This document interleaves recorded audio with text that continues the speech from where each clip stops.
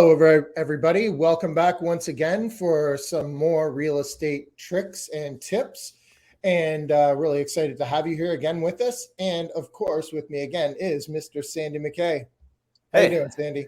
Rob, fantastic today. How about you? I am awesome. Why are you so fantastic? Because I get to watch you with a nice sun and the pool somewhere behind you, and I'm looking outside here and looking at a bunch of snow and minus whatever temperature, and I'm inspired. Those things make me happy too. You know what? I was going to put a post out the other day. Excuse me. I had a coughing fit like none other that I've had before, like 5 minutes ago, and so excuse me. I'm going to sound a little raspy. I don't know what's up, but anyway, just like it's become sort of just the way it is.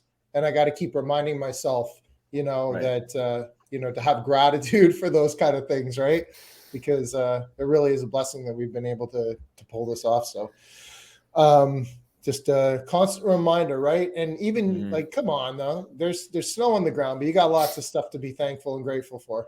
I honestly love snow. I like snow when it's fresh, like today. It's great. Yeah. When it's slushy and stuff, maybe it's a little tougher to get through, but it's great when it's nice and fresh. So yeah, beautiful. I'm feeling great. It's do good. Some skiing, is that your thing?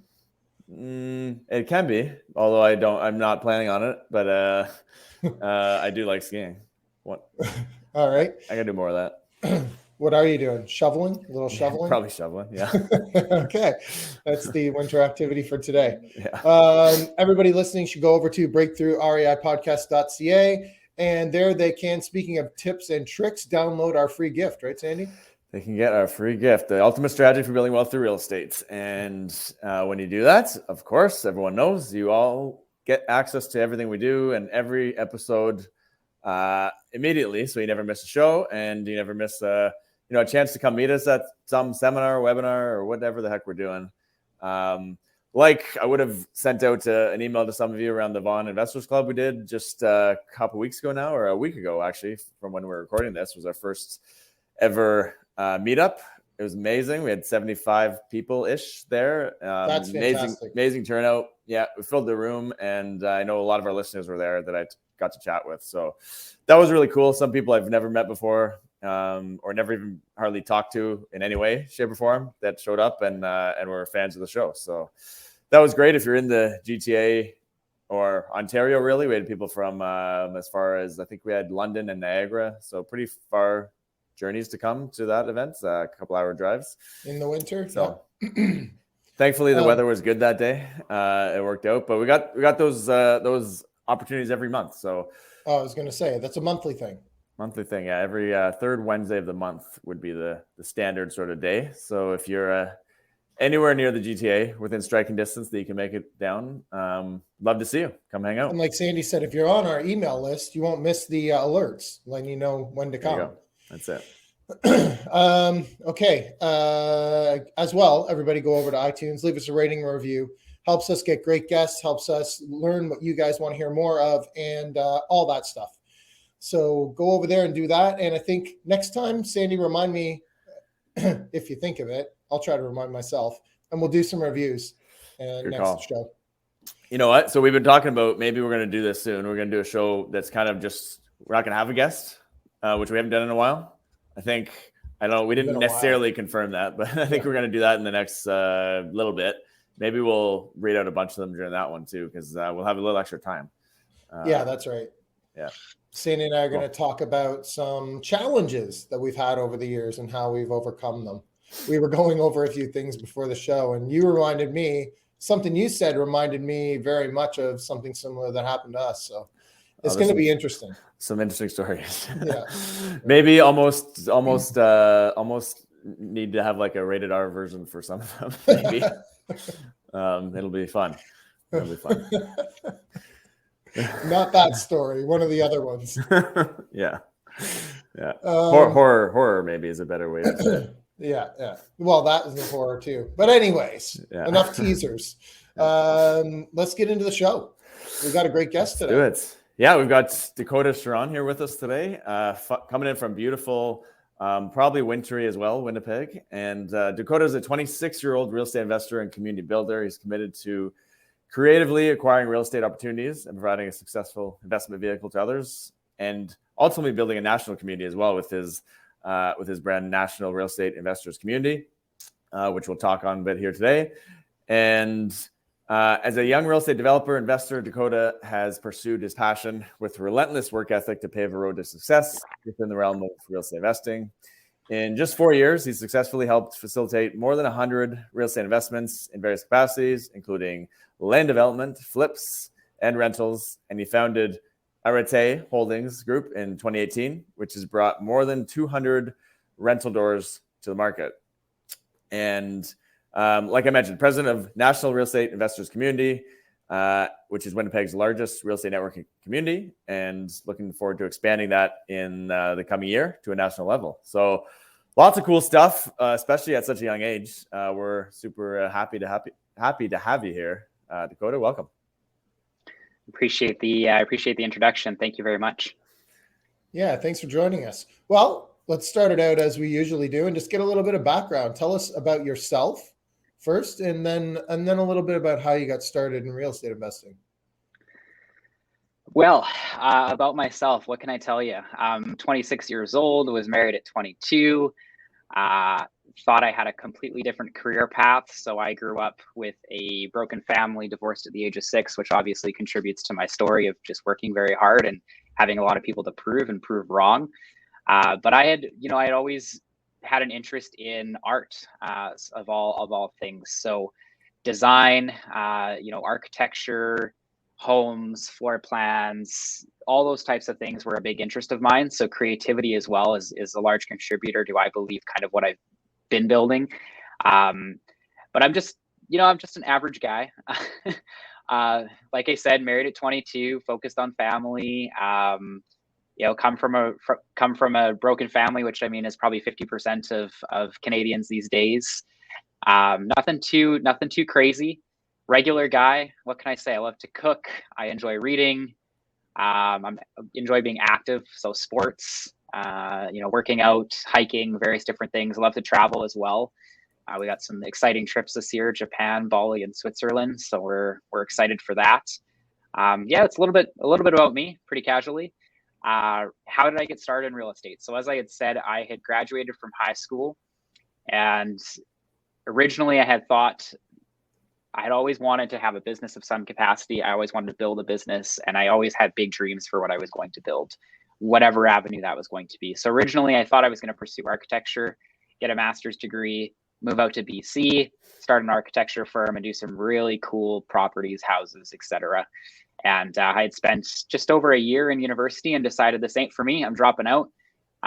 Just could see what the future held, talked to some architects, and it just wasn't for me.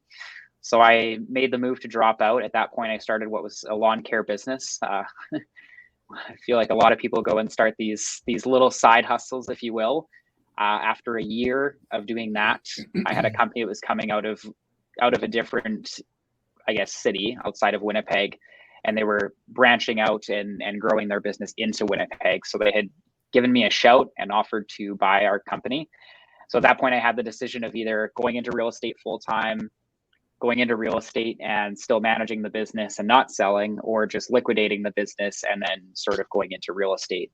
And the reason I had those 3 options was because I had sort of 2 areas that I was focusing on. One of them was serving high-end homes, offering a really good service. And then on the other side was offering a less than premium service, serving investors. So very cheap, very in and out quickly, pre-flip, pre-market type landscaping, just really quick stuff. And so I had been really exposed to a lot of investors locally. And one of those investors I had done a fair bit of work with had heard of the opportunity or had heard of the opportunity that we were going to be selling that business, and had offered for me to come work for him. And I would have been, at the time, his first employee, and throughout working with him, his only employee. And so I was really exposed to doing a lot of various different things of helping him organize his business, build his business, acquisitions, raise capital, all those types of things. And so we had spent about 2 years together, had became partners in various capacities. And At the time, I had been 21 when I got into it, so I didn't really know what I was getting myself into, as in regards to partnerships. Which, I mean, we can share some stories on that later, but it wasn't what I anticipated it being, and so I decided to part ways. A lot of interesting stories around that, but at the time of parting ways was when we decided to go out on our own and build our own thing, which was Arete Holdings Group. So that's kind of the story of how I got into it. I got exposed to it through a lawn care business, always had a passion for real estate, had gone to various different seminars, but thought I would pursue it through architecture. Wasn't for me, dropped out. And then as I sold the business, decided to work for somebody who was in real estate. And after 2 years of doing it for full time, I just went out on my own. In essence, that's the Coles Notes. And so what strategies do you focus on as far as real estate goes? I would say that our primary strategy, and likely a primary strategy for many people, has been the BRRRR strategy. Prior to getting into real estate, we weren't financially well off by any means. I come from a run-of-the-mill family, if you will, so not much financial backing. And so we wanted to pursue the BRRRR strategy, which I think is so great for so many people, and have done that pretty well since the start. As in my bio, we've been involved in various capacities, but our primary one is the BRRRR strategy. We've also recently set a goal to get into the infill development and larger development space as well, and have been involved in that on a much smaller scale. So we're looking to build out about 500 doors in the next 10 years.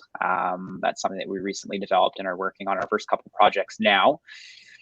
And with the recent economic circumstances, we are having discussions with various people about just raising funds, investing them in assets at 30%, 70% loan to value, and kind of just parking the capital for a while, just because of the market and the way it's moving. A lot of people say the BRRRR strategy is a lot tougher to achieve these days. When I'm talking to a lot of banks are tightening up their rules and things. I don't find it that challenging. There's a lot more people penetrating the market, so I think a lot of those opportunities are getting gobbled up unless you have various off-market, strategies. But it's still serving us well, and that will continue to be our strategy probably till the end of time. But we are exploring those two other strategies at the moment as well. All right, so let's dig into it a little bit. You said that you were doing the buy, renovate, refi, and rent strategy. What does that look like in the Winnipeg area? Because is it a change of use or is it just a lift? It's usually a lift. Not often is it a change of use. There's a lot of red tape, which I'm sure there are where you guys are from as well. Maybe not you, Rob. Costa Rica, I'm not sure what the real estate looks like out there, but I would imagine a little bit less red tape, but that's just an assumption, so I have no idea. For us primarily, and I would say largely for most people, we're buying, poorly managed assets with problems, whether it be tenants, vacancies. I don't really touch fire damage, but that's an opportunity if there was some sort of reason for that property to be vacated. In certain capacities, we have gone in and done a different type of lift, i.e., we've done conversions on some blocks where there'll be 6, 8, 10 units, and we'll go in and develop units in the basement with permits and variances and various different things. So that's another opportunity where we've been able to take space that originally wouldn't have been used or was there, and then found ways of maximizing that space and therefore increasing the value of that property substantially. So what we would call forced depreciation, for example. Another similar example is developing secondary suites, usually in bungalows or 2 stories. So not necessarily building from the ground up and doing it that way, but there is still ways of developing units contained in an existing asset and forcing its appreciation that way. But you asked me what that looks like. So, for us, we're always in the market looking for underperforming assets is what we would consider them, right? Any of the list of items that I had described prior, but usually it's an asset that is not maximized to its full potential. Those are the type of opportunities we're looking for. And then we're really defining what is the highest and best use for this asset and how can we maximize A, its value, and then B, how can we increase its revenue and decrease its expenses. And if we can hit those 3 things, usually the property after a purchase and after having done some renovations to it or being creative in the capacity of increasing rents or various different things, then the asset itself in the lender's eyes will have increased in value and therefore we're able to refinance most, if not all, of the capital that was put into that asset originally. I don't know if that describes it really well. I don't know if you want the perfect example of the BRRRR strategy, but that was, in essence, kind of how we operate and what we do, which I mean is similar for everybody, but I can break down the actual BRRRR strategy a little bit more if you guys are interested. What do the numbers look like around in Winnipeg currently? Has that changed a lot in the last, year? Well, 2 I years? guess before you talk numbers, like let's talk, what is this apartment buildings? I know you did mention adding legal basement suites, but is it more bigger buildings, or is it more single family homes that you're adding secondary suites? The secondary suites are primarily on single family homes and then turning them into what would be considered a secondary suite. When COVID had happened, because of the marketplace as across Canada, what we saw was that single families and smaller residential multifamily was getting ridiculous offers if it was selling privately. There was so many news headlines and stuff that a lot of even private sellers were aware that they could probably go to market and get substantially more regardless of their situation.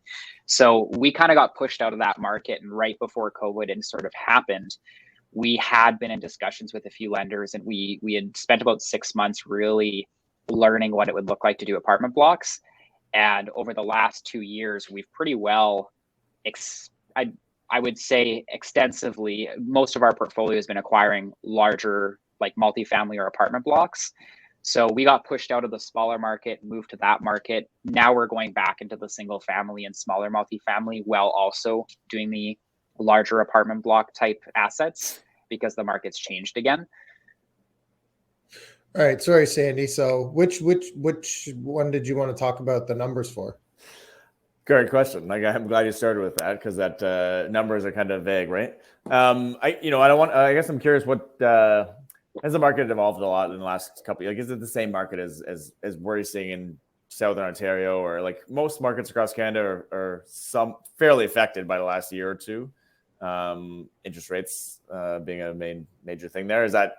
Have you seen the same thing in Winnipeg? Has that had a major impact on pricing and everything?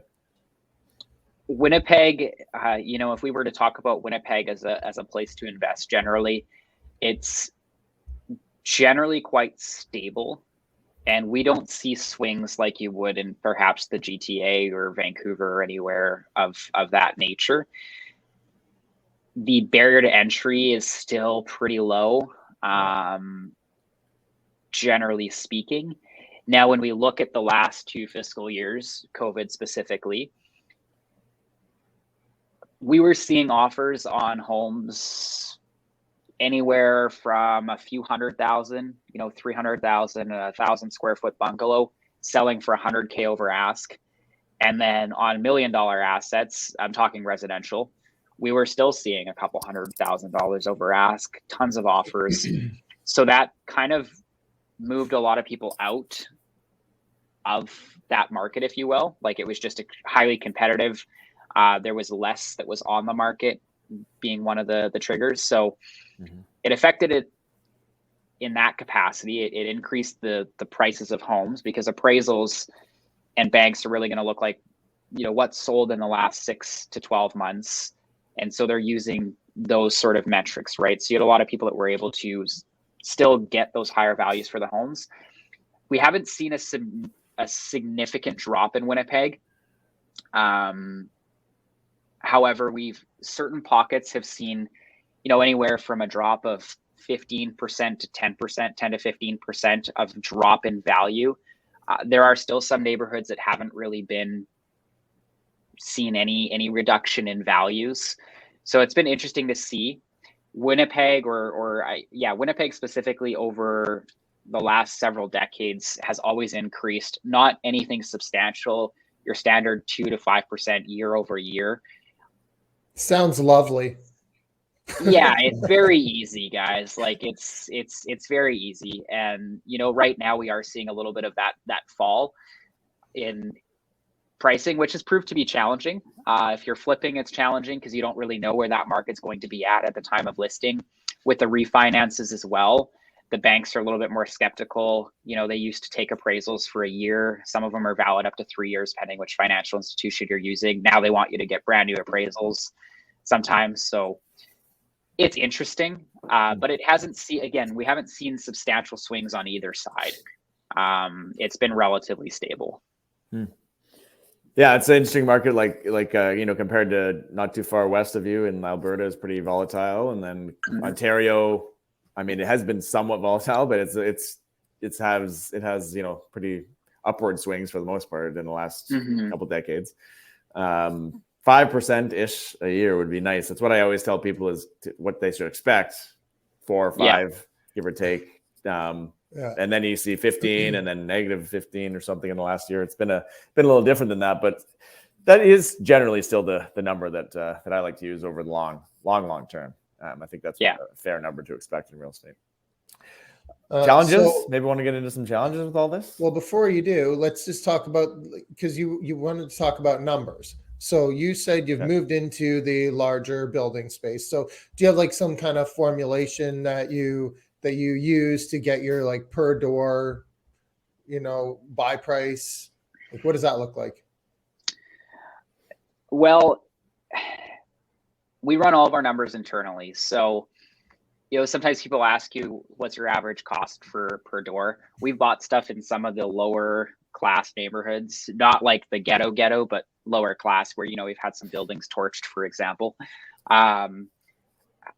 We've bought doors for $50 a door, upwards of 85 to 90, and refinanced out at 135, 145, 155 range on an apartment block. We've also bought things in better areas in Winnipeg where I think we've got one right now that we've got tied up. It's townhouses. It's 2.5 for 16 units. What's the math on that? So we're going into that one at 150 a door, and I think we're refinancing somewhere just over 2 a door is kind of the projection. So everything we do, we'll look at a couple years of financials. We'll look at the current rents. We'll look at what we can increase the rents to. And then it's all just calculations, right? So the beautiful thing and one of the substantial differences with apartment blocks, which I really enjoy, is it's treated more so like a business. The asset itself is treated like a business. So the value is based on a cap rate and what it can produce and what it can sustain, whereas residential is purely based on sales. So for us, it's just a matter of how good is the neighborhood, how much renovations does it need, what can we do to increase the rents, and pending all those things, it'll usually shoot out with a number. But I would say that typically we're buying doors for around 75 to 125K and refinancing it out at about 150 to 185 kind of range on apartment blocks. How does that sound, Sandy? A door. It's a lot cheaper. Appetizing, yeah, very attractive. Yeah, it's appetizing, but Winnipeg, everybody's cheap. So your rental rates aren't anything like Ontario. Well, from what I know anyways, aren't much like Toronto. So, to give you numbers as well, on an apartment block, we're probably only cash flowing. Prior to COVID, we were doing quite well. We were cash flowing about 200 a door. With the current rates, we try and not go any less than $100 a door with the current market. But I mean, $100 a door, a lot of people think that they can buy a couple assets in real estate and they're out in Costa Rica swimming in a pool and their lifestyle is funded. It's not really the case, unfortunately, in today's market. So just to give you guys some more numbers there, the typical cash flow is about 100 to 150 a door now, usually on the lower side. And it's nice to hear, though, that that's still a sustainable business model. It's not something you look at and go, oh, that's not worth it, because first of all, you've increased the value, and that's why you were able to refinance it in order to get a lot of your money back. So the money invested is quite low, if not zero in some cases, and you still got this cash flowing asset, right? And so I think that that's the important thing that people need to understand. It's not that, because a lot of times the barrier for entry in people's mind is, where am I going to come up with all this money, and how am I going to live without it once I put it into the building, right? So the strategy that you're using to be able to recapture it, and now, even though you're only making $100, $150 a door on, figure it out, if you got 12 or 15 doors, that's pretty good monthly income. And Mhm. if one of them is vacant, you're still doing okay. But also you can take that money and put it into something else. And the important part to recognize as well is, the cash flow is one part of the business. We're in it for the long term, and I think a lot of our investors are as well. There's appreciation, there's tax write-offs, there's the resale. At the time of selling that asset, there's a ton of capital that's there as well that should be available if you paid that asset down. So cash flow is a very small equation, and I think some people, that's cash flow that you've been able to create after you've increased the property's value substantially, and therefore now have no capital left in the property, right? So that's pretty good. You Yeah. basically bought a property with no money left in it, and you're still cash flowing 100, 150. If you were to go and buy it as is and drop 20 to 30% down payment, well, your debt's substantially less. So yeah, you might be cash flowing more, but now you've locked up all your cash, or a portion thereof, for a substantial amount of time. Right. So, And if you were going to sell your building now, that's what the person buying it would be looking at, right? correct. Yeah. We don't need to dive too deep on this, but landlord friendly or not landlord friendly, Manitoba as a whole, because that's the battle we always hear in Ontario these days, is that appreciation's been great, but gosh, you got one tenant issue and it's a year of pain. And we know it's province by province in Canada kind of around this topic. So what's Winnipeg or what's Manitoba like? 2 points. I haven't had I've had pretty good success. I've got some very interesting stories on how I've handled it. If you're creative and you know what you're doing, and you're genuinely a nice person with what we call the residential tenancies branch, you can get very far. If you're not pleasant to deal with, or if you think you are Mr. Know-it-all, which at the end of the day, we do know quite a bit when it comes to this, and we usually are in the right. Well, occasionally. If you bring that approach to the residential tenancies branch, it's a bureaucracy, you'll be red flagged, and till the end of your dying days, you're going to be fighting with them, and it's going to be an uphill battle. So fortunately, you have to bite your tongue. You have to be very pleasant to deal with. You got to do a bit of kissing up, if you will. But it's very easy to navigate that if you're by the book, you do what's right, you build a good kind of background to RTB, and that just comes through increasing your rents legally and filing paperwork, and when there's a tenant issue, addressing it properly. It's very easy for investors especially to think that they can be creative, and not to say you shouldn't be creative, but creative in a way where you're operating in the gray, or you try and do something a little bit shady. And there's one organization that manages all the rentals in Manitoba. So if you screw up, that's going to follow you. So it's an interesting area to navigate. I would say that generally most people are like, it's not landlord friendly. We have what's called registered rents. We are confined by that. There's only certain ways to increase that. You have to do renovations. You have to apply for it. Tenants can appeal it. There's a lot of challenges around that. And same thing, as you guys said, a tenant could not pay for months. You need to go to RTB, you need to do an appeal process, then you get an order of possession, then you got to bring in the sheriff. That's a whole nightmare. So same idea, you can spend months and months and months dealing with that. So similar it's to challenging. Ontario. Similar to Ontario, at least, yeah. Always a challenge with that stuff. Always some challenges that come up with that stuff, but it's kind of something you work through, and once you know how to do it, and you're a good, honest person in general, I think that's the takeaway there. Is that goes a long ways. If you're building a long-term portfolio, long-term strategy here, that's really required. And one final point, right? I think these government bodies are put in place. Like the registered rents were put in place in Manitoba as legislated because there was an investor. I forget the story, but anyways, it was some really shady stuff. Probably like 1,000 units, and the guy just anyways, I forget the story, so I'm not even going to try and sum it up. But these things are usually in place because there's been somebody that has come before us and has done something wrong or leveraged it to their advantage, and now there's these bodies that sort of manage and oversee these things to make sure that some lords don't do what they're doing, investors don't do what they're doing to some degree that's bad. Could it be a little less challenging and restricted to investors that are trying to put out good housing? Yeah, but if you kind of come to it from that sort of perspective, it's a lot easier to address those situations and deal with it, because there are a lot of slumlords out there. There are a lot of bad landlords, and there are a lot of bad tenants as well. And RTB recognizes that too, and those government bodies recognize that as well. If you're a decent person and you've done things well, typically. Yeah, there's very little common sense in the way that these organizations function too, right? Like you were saying. So you've got to play nice.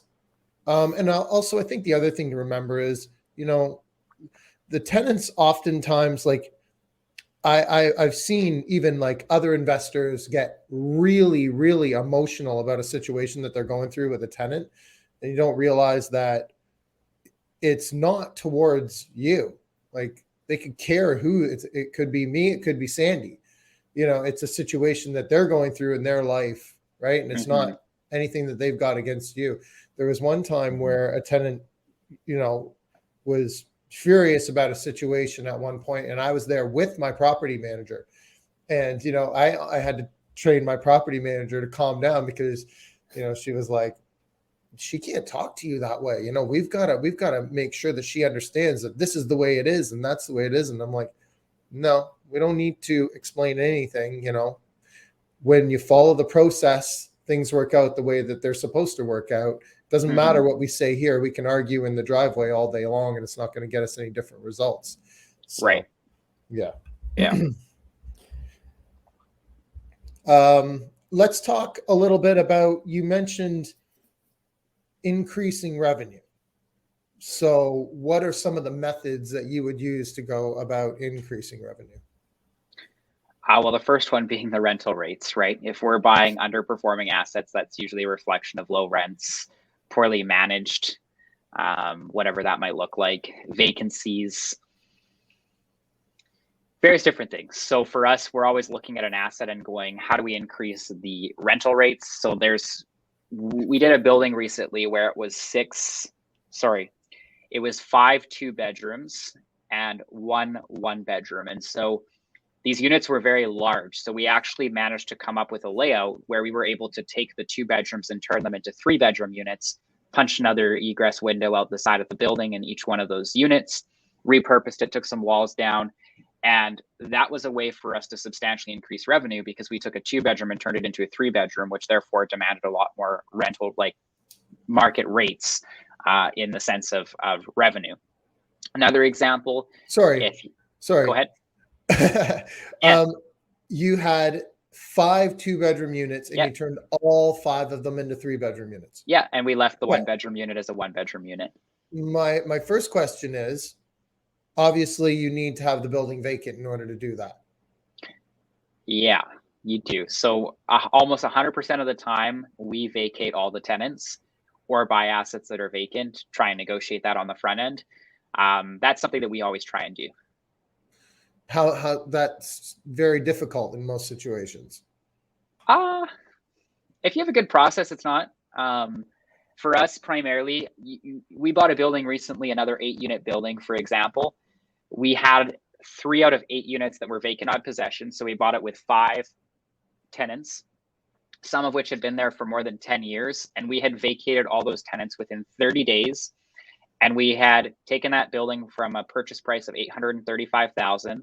We spent $208,000 in renovations, and we had been in and out with a refinance at $1.4 million and $31,000 in 4 months. Okay, see, that's great. So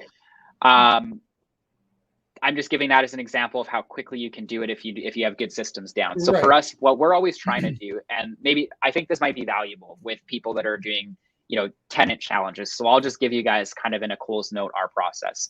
So if there's any property that has tenants that reside in that property on possession, and we know that we're renovating it in its entirety, which is typically the case for us, we'll usually on possession day, we'll grab a $10 TIM card, we'll meet, we'll knock on the doors, we'll let them know we're coming there, and we'll basically just say, hey, we're the new purchasers. It's great to meet you. Can we get all of your contact information, your cell phone, blah, blah, blah. We'll check if we have their existing lease on file or not. And we want to really kind of build a friendship, right? So nice to meet you guys. How long have you lived here? What have been some of the challenges? blah, blah, blah, blah, blah. We want to get as much history as we can. This is usually used in a negotiation at a later time because they're going to likely say, well, I'm so glad you're the new owner. This building's been trashed. It hasn't been maintained. The old owner didn't care, whatever the case may be, right? And then they're usually going to ask you, what are you doing here? And you're going to say, well, I'm the new owner and we're actually here. We wanted to give you this TIM card to kind of just say, hello and welcome. And we want to just start this relationship off on a good foot. I do have some bad news though. The bad news is that, our intentions are, as you know, and based on the things you just told me, our intentions are to renovate this building because of blank, right?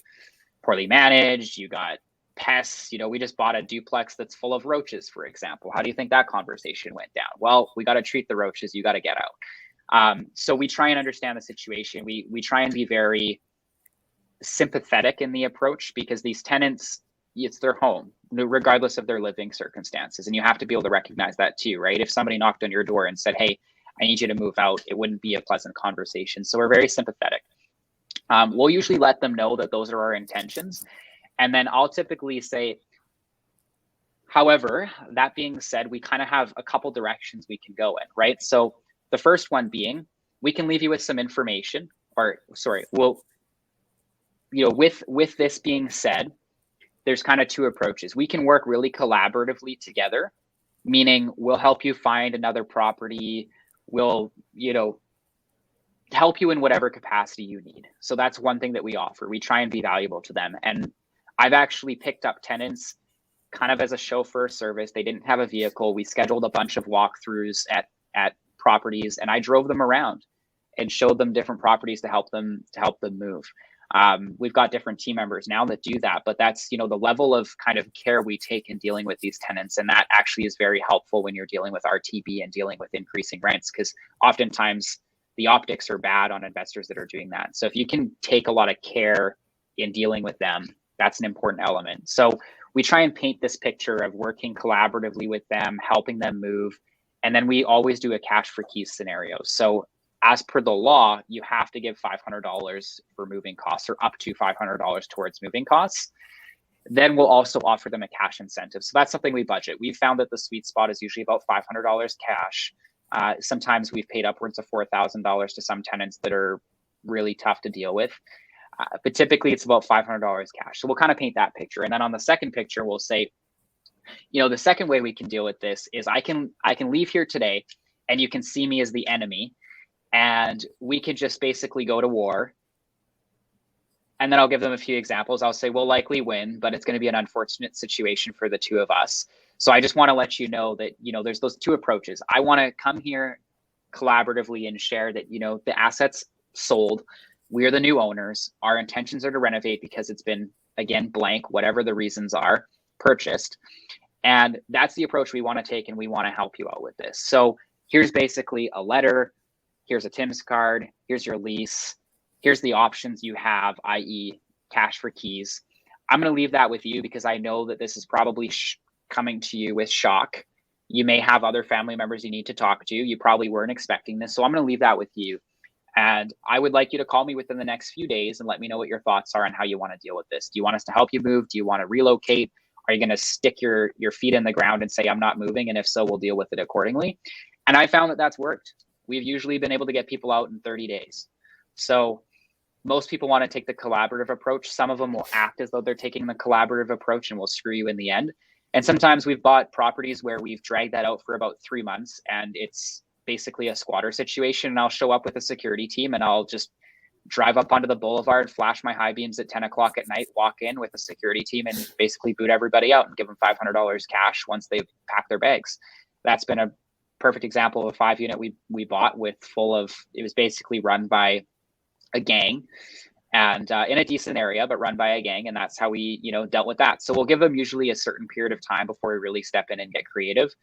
And in that capacity, we did that and they moved and they signed something because we did give them cash, but they really needed to be pushed out of there.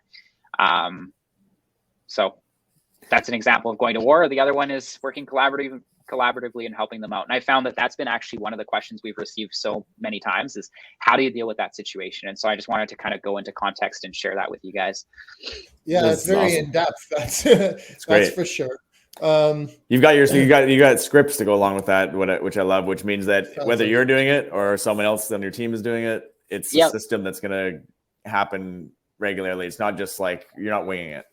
And like I said, you have to tell your staff or whoever's listening to this that's going to implement that tip, you have to be very conscious of be sympathetic, but actually like put yourself in their shoes. Because if you come off fake or you come off unauthentic, it's not going to go well. You really have to be delicate in how you treat that situation, because it is not a good situation to ask somebody to be displaced from their home, some of which have lived there for 10, 15, 20 years. Yeah. So you've touched on some already. Any other big challenges stand out over your career that you want to share that you've learned something from and really got you on the right path forward afterwards? Yeah. So, I mean, the partnership is one example. That from a very young age, I'm not going to go into it because, to be honest with you, it's whatever. It's actually been a blessing, but I can go into a lot of crazy stories on how that worked at a very young age and how I had to kind of overcome that. But that was a very challenging situation, because usually when you get into partnerships, if it's a first partnership, you don't really know what to look for. You don't necessarily know what you're getting into. You don't know what strengths each party brings. So at the very young age, right after being married at 22, right before turning 23, this partner of mine was at our wedding, and within about 30 days of coming back to Winnipeg, there's a whole fiasco of things that took place that led me to basically depart ways. And needless to say, there was arguments, there was police involved, there was all kinds of interesting stuff. And we had burned through all of our savings at the age of 22. And I had to look at my wife and say, well, we're starting off our marriage, basically me losing what was my career at the time, if you will, and starting over from scratch. So although it was a very challenging thing, it led me to really recognize that, I built a lawn care business. It was very small. In this case, I was working with a partner, but I still depended on that partner in certain capacities. So it taught me that you really have to bet on yourself, and you have to trust in yourself, and you have to recognize that nobody else is going to do anything for you. So you really have to take that action yourself and just understand that at the end of the day, all things fall on you. I don't know if I'm summarizing it well, but essentially just bet on yourself, depend on yourself, be sure that at the end of the day, the person that you're looking at in the mirror is the hardest worker you have in your network. And if you're the hardest worker in your network or in that room, you're bound to succeed at some point. And another one, age and lack of experience. When you're dealing with larger apartment blocks and assets, there's oftentimes a lot of scrutiny of, do you have the capacity to pull this off? Usually there's doubt, a lot of different things. So we've focused on just building a brand and making sure to capture what we've been able to accomplish and what we do. And we've, got a pretty extensive social media contract with a social media team that helps us sort of put that out there. And now it's getting to the point where, even at 26, after a couple of years of doing this, I got people reaching out to me with off-market apartment blocks of over 100 units and various different things. And it's great. So that was another challenge, is just age and lack of experience, and therefore resources and support, because you don't have a big network when you start out. So I've just found that the way to overcome that is just work relentlessly, work really, really hard, put in more hours, shake more hands, have more conversations, offer more value to the world. You just got to work 10 times harder than the guy who's 35, 45, whatever age, that's been in the game for a little bit longer than you.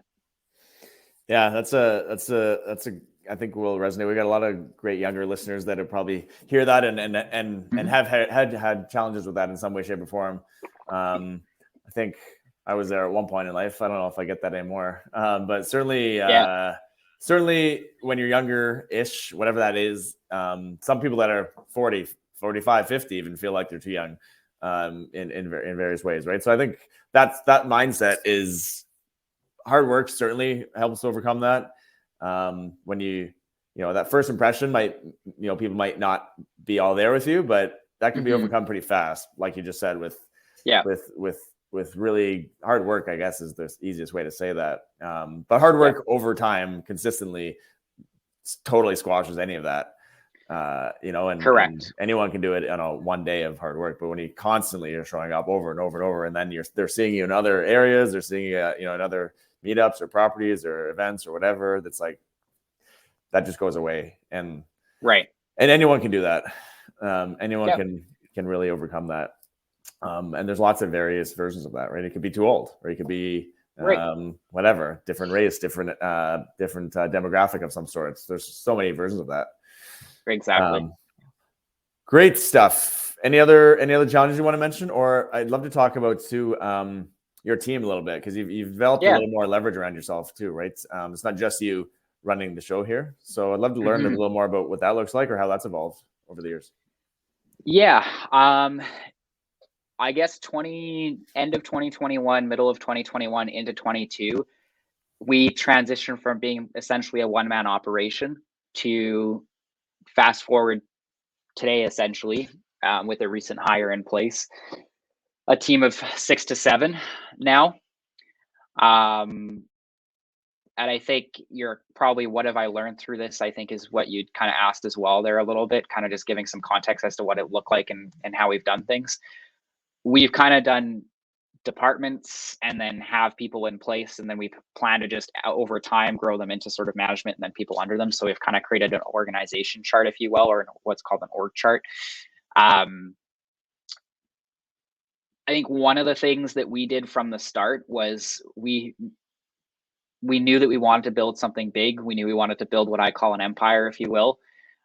Being 26 and having a life ahead of me, I know that there's, sky's the limit, right? There's a lot that I can build, and I am very ambitious, and therefore I want to. And so naturally, that you can't go any further than your own ability without putting specialized people into place and without having a team backing you, in essence. And so we, from the beginning, just looked at where do we want to go? What does the future hold? What does it look like? And then we sort of structured a business around that. What type of departments would we have? Leasing and rental department, operations department, marketing department, business development. And then we've sort of hired people according to those things. It's been quite a journey. Not having any sort of education, business education or anything around what does it look like to hire somebody? What does it look like to have HR? What is HR? What are policies? How do I compensate somebody? What is holidays and stat holidays? I knew nothing. I don't have much working experience in a regular job either. So, and when I did, I wasn't paying attention to those things. So one of the first things I did was I figured out what is our vision, and then built sort of a kind of company organization chart around that. And then 2, I went out and found consultants, not coaches, but consultants. So I've got, a pretty large team of just people that I can call at any moment, and they'll pick up the phone, and I'll go, their rate might be $500 an hour. I pay people upwards of $1,000 an hour. And in 5 minutes, I get the answer and I implement it right away. So that's been one of the techniques that I've used to scale. That as well has allowed me I've tried to build a team that stays relatively small and works around me. And if they're not meeting certain performance expectations, I fire fast, I hire slow. There's, we're tackling big things. Our company is not a place for the weak, if you will, snowflakes and things like that, right? Like, we've got performance expectations. We treat people really, really well. We've got bonus structures, good compensation, all kinds of great stuff that we've built out.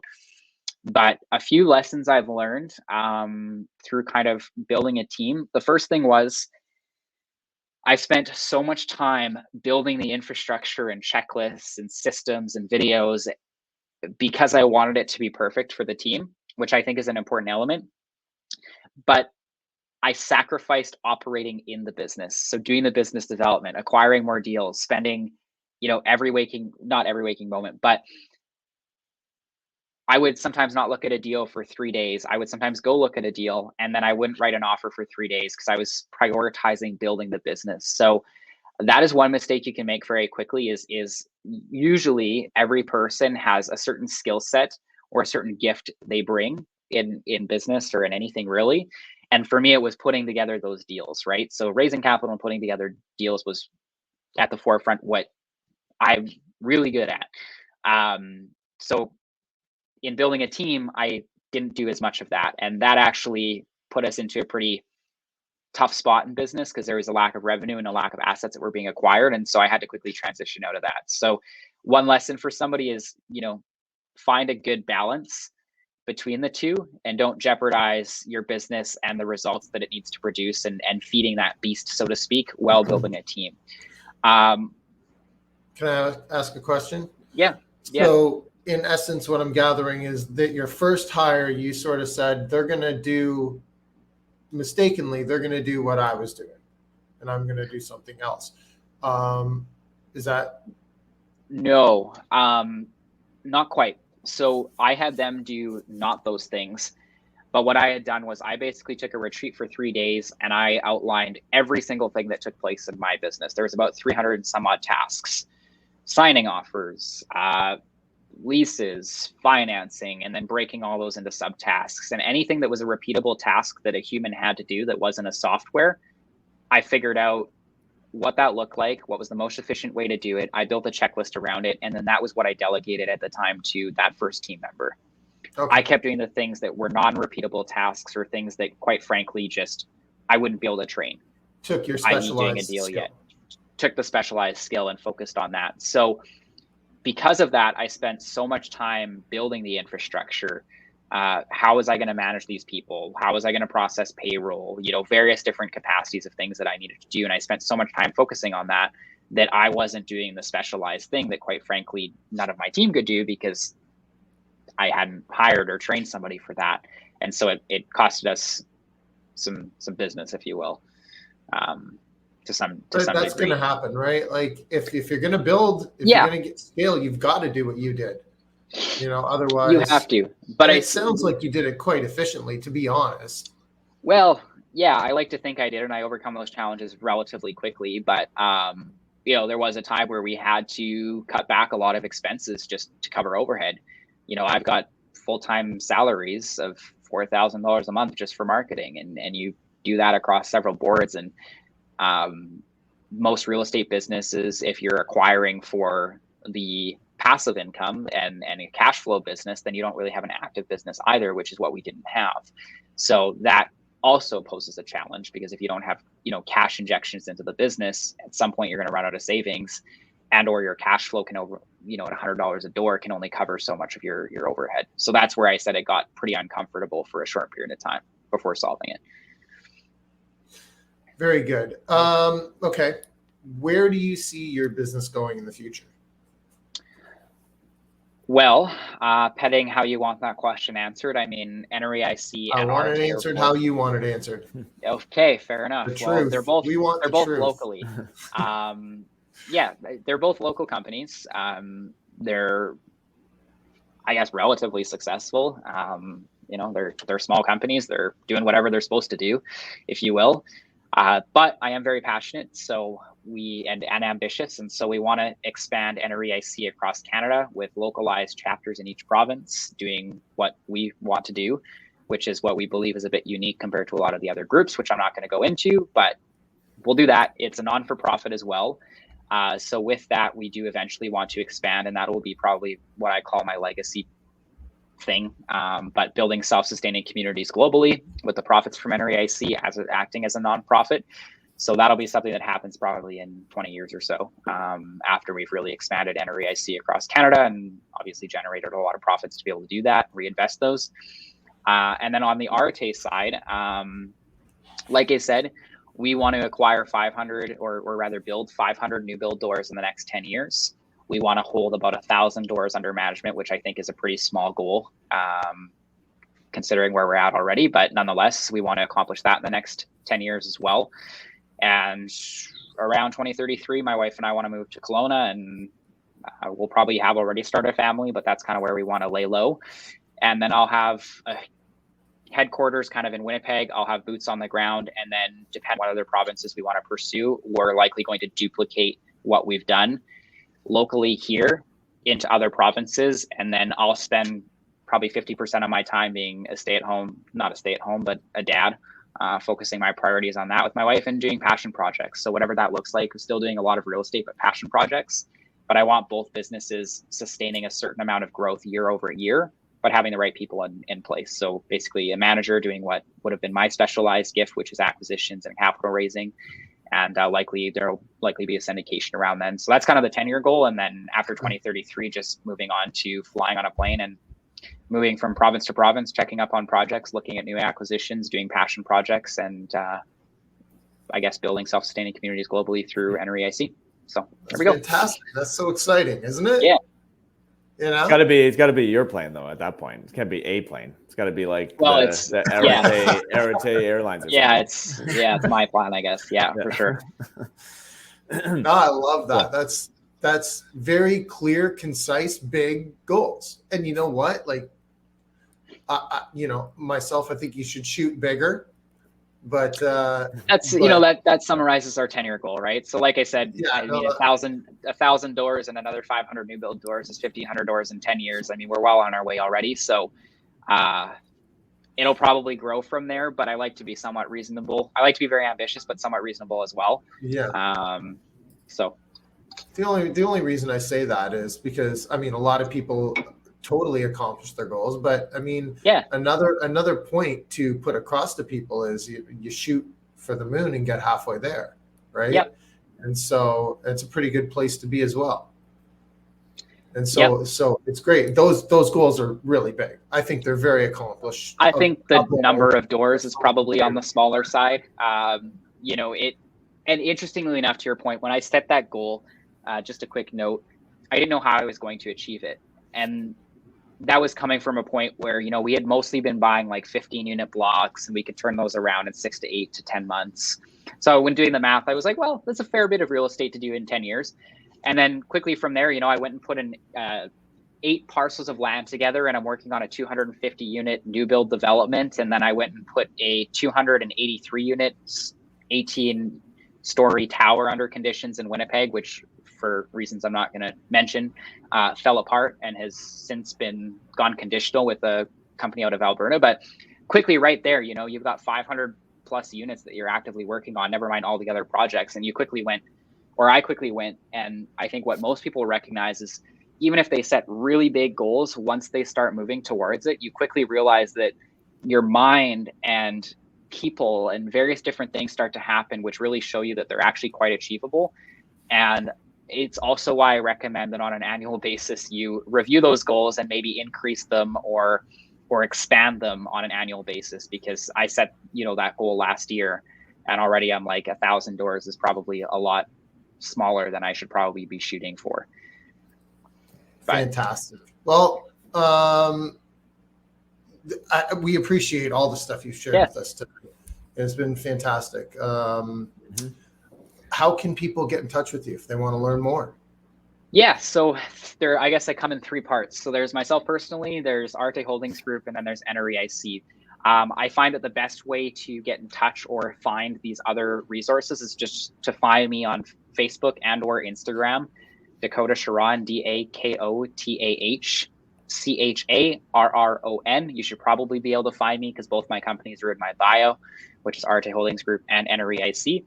And then I've got a link tree. So just hit that, and then there will be a plethora of, like, if you want to schedule a call with me, if you want to join the community, if you want to invest with us, all those sort of resources and various things will be there. So that's honestly the best way.